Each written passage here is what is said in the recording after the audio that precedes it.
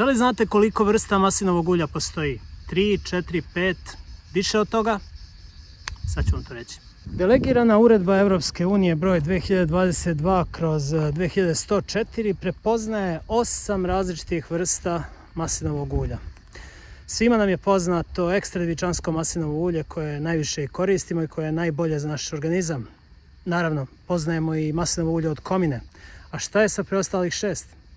U delu 8 Uredbe Europske unije broj 1308/2013 daju se definicije 8 različitih kategorija maslinovog ulja i ulja od komine masline. U prvoj od tih kategorija pominju se djevičanska maslinova ulja i tu imamo 3 podkategorije. Prvo je ekstra djevičansko maslinovo ulje, koje svi znamo. Zatim tu je djevičansko maslinovo ulje i maslinovo ulje lampante. Šta je razlika između njih? Razlika je, ajde da kažemo, pre svega u njihovoj kiselosti, kako bi se to narodski reklo, odnosno prema procentu, odnosno sadržaju masnih kiselina izraženo kao oleinska kiselina u 100 grama proizvoda. Kod ekstra djevičanskog maslinovog ulja taj sadržaj mora biti ispod 0,8 grama na svakih 100 grama proizvoda, kod djevičanskog maslinovog ulja ispod 2 grama na 100 grama proizvoda, a kod maslinovog ulja lampante preko 2 grama. Međutim, to nije jedina razlika, postoji još veliki broj parametara prema kojima se utvrđuje kvalitet ulja i prema kojima se ona kategorišu u jednu, drugu ili treću kategoriju. Naravno, sve to je dato u jednoj posebnoj izvršnoj uredbi. Broj te izvršne uredbe je 2022/2105. Sledi zatim rafinisano maslinovo ulje koje se dobija rafinisanjem djevičanskog maslinovog ulja.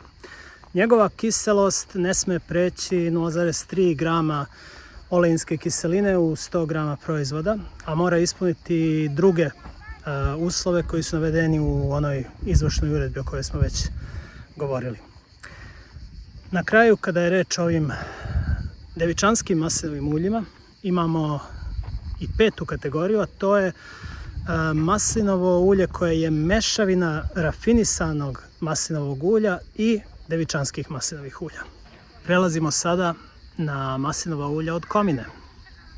Prvo od takvih ulja jeste sirovo ulje od komine masline koje se dobija od komine masline, ali upotrebom hemijskih razređivača ili drugih fizičkih procesa, odnosno to može biti maslinovo ulje lampante, osim prema određenim svojstvima koje ono mora da sadrži.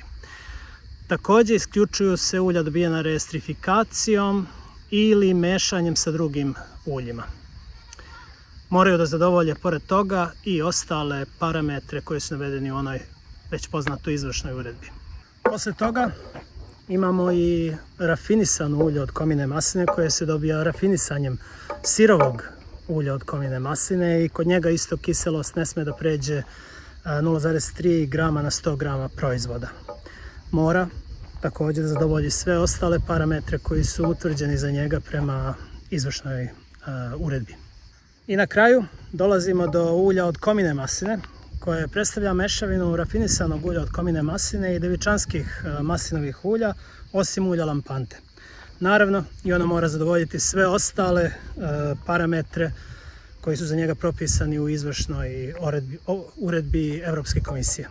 Verovatno vam sve ove informacije sada deluju kao previše konfuzne i kao nešto što je previše informacija, zato što je sve veoma slično, opet različito, brojni su parametri u pitanju, ali ovaj video služi samo da vam skrene pažnju na to koliko vrsta maslinovog ulja postoji, kako se ono dobija, koje su njegove karakteristike, da se zainteresujete i pogledate eventualno ove uredbe i izvršne uredbe Europske unije i komisije kako biste bolje znali šta kupujete i donosili informisane odluke prilikom kupovine maslinovog ulja, jer najveći broj prevara i marketinških trikova upravo se dešava na tom polju gdje ljudi ne znaju šta kupuju i onda se igra na tu kartu.